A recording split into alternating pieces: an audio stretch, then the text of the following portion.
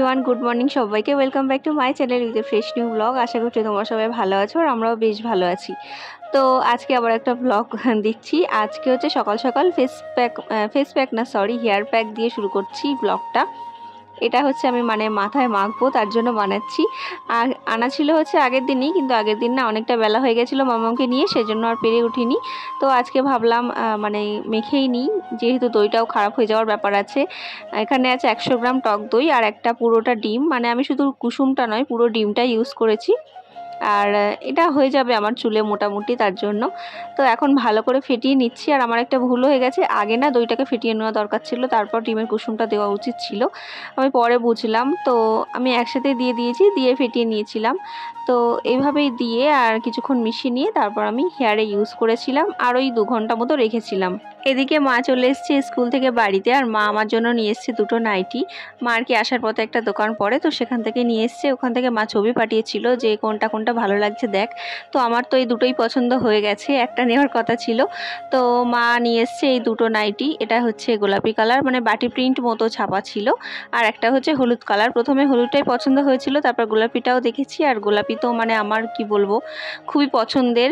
আমার নয় আর কি, আমাদের সবার, আমার মায়ের, আমার বড়মশাইয়ের, তো সবারই গোলাপি কালারের দিকে একটা অ্যাট্রাকশান আছে। তো হলুদ নাইটি অনেকদিন ধরে একটা নেবো করছিলাম, আর হলুদটা তো নিয়েইছি আর গোলাপিটাও তার সাথে নিয়েছি। তারপর বড়বাবু গেছিল ক্যান্টিনে, আর একটা খুবই গুড নিউজ আছে, আমার বড়বাবু বাড়ি আসছে, তার জন্য একটু ক্যান্টিন গেছিলো আর দেখাচ্ছিল কি কি আছে না আছে। আমি বললাম তোমার যেটা ভালো লাগে সেটাই নাও, আর কিছুই না তেমন, শুধুমাত্র মাম্মামের জন্য একটা ডেটল আর বেবি ওয়াইপস নিতে বলেছি আমি। আর তেমন কিছুই বলিনি, ওর যেটা ইচ্ছা হয় ও সেটাই আনবে।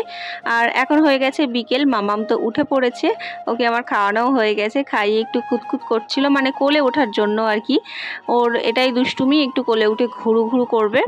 তো এখন ওকে নিয়েছি কোলে, আর একটু বাইরের দিকে যাব, বাবা ভোলানাথের মন্দিরের ওখান থেকে একটু ঘুরে আসব।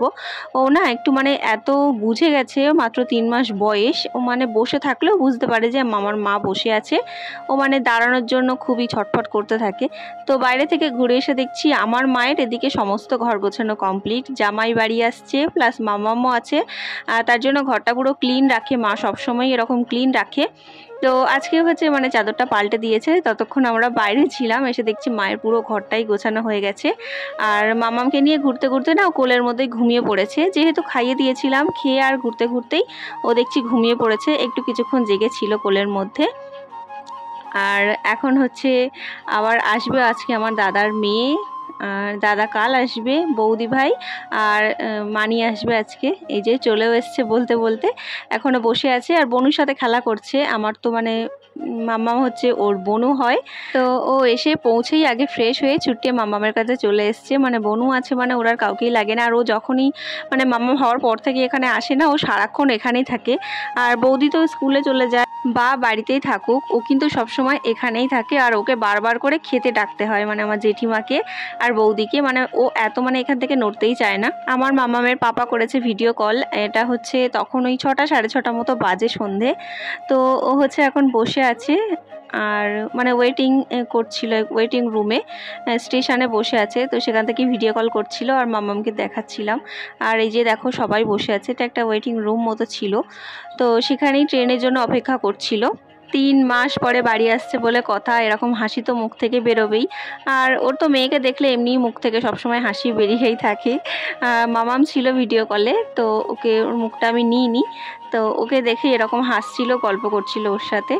আর তারপর কিছুক্ষণের মধ্যে ট্রেন চলে আসবে, কথা বলতে বলতেই বলছিল অ্যানাউন্সমেন্ট হয়ে গেছে, ওই 7টা সাড়ে 7টার দিকে ট্রেন আছে আর কি। মোটামুটি 7টা সাড়ে 7টার ট্রেন ধরলে সকাল 7টা 8টার মধ্যে চলে আসে একদম বাড়িতে। আর মাত্র কিছুক্ষণের অপেক্ষা, আগে তো আমাদের দুজনেরই অপেক্ষা থাকতো, এখন তো হচ্ছে 3 জনের। আর এই যে দেখো এখানে বসে আছে আমার বড় মাম্মাম, এটাও আমার মাম্মাম, আমার দাদার মেয়ে। তো ও হচ্ছে একটা ড্রেস নিয়ে এসছে, ওদের হচ্ছে বিয়েবাড়ির ইনভিটেশন আছে আগামীকাল, তার জন্য। আর ব্লগটা যেদিন পাবে সেদিন হচ্ছে আজকেই হবে। তো আজকে হচ্ছে ওদের বিয়েবাড়ির জন্য ইনভিটেশন আছে, আর এখানে যে বিয়েবাড়িতে যাবে বৌদি আর কি, তার জন্য একটা গিফট নিয়ে এসছে। তো সেটাই আমি এখানে দেখছিলাম, বৌদি দেখাচ্ছিল যে দেখ কেমন হয়েছে, খুব খুব সুন্দর হয়েছে। এটা একটা ফার্স্ট ট্র্যাকের ঘড়ি ছিল যেটা ওরা গিফট করবে, আর এটার কালারটা ছিল রোজ গোল্ড, খুবই সুন্দর। তো সেটাই দেখছিলাম এখানে বসে বসে, মানে বউয়ের জন্য গিফট আর কি। আর এই ঘড়িটাও বৌদি নিয়ে এসছে মন্দিরের জন্য, জেঠিমা বলল মন্দিরে আমাদের কোনো ঘড়ি লাগানো নেই আপাতত, তো এটা থাকবে এবার থেকে। তো সেটাই নিয়ে এসছে বৌদি, আর সেটা দেখছিলাম বসে বসে। আর এখানে হচ্ছে রাত্রের ডিনার, মানে আলুর দম আর লুচি। আর জেঠিমাদের এদিকে ছিলাম, আর মামাম না যখনই আর কি বৌদি আসে আমার মামামকে নিয়ে চলে আসে এদিকে। মানে বৌদি খুব খুব ভালোবাসে ওকে, মানে সবসময়ই যখনই আসে নিয়ে ওকে কোলে করে এই ঘরে নিয়ে চলে আসে যে চল আমাদের বাড়ি চল। তাই এখানে ছিলাম। জেঠিমা বলছিল কি খাবি, লুচি খাবি না ভাত খাবি? তো বললাম লুচিই করো। তো লুচি হচ্ছে, আলুর দম হচ্ছে, আর এদিকে হচ্ছে গ্যাস জ্বালানো হয়ে গেছে, এখানে তেলও গরম করা হয়ে গেছে।